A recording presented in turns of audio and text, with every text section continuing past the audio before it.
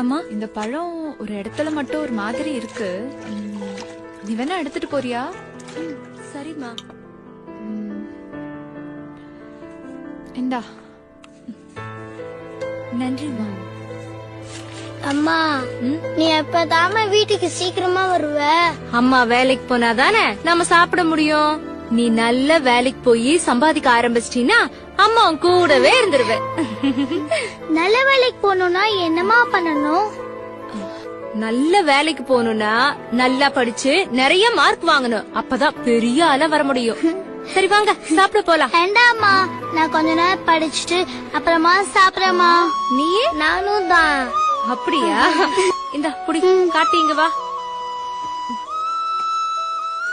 அம்மா, இன்னைக்கும் அரை முட்டை தானா? ஆமா செல்லம், அம்மா சம்பளம் வாங்கி முழுசா வாங்கி தரேன்.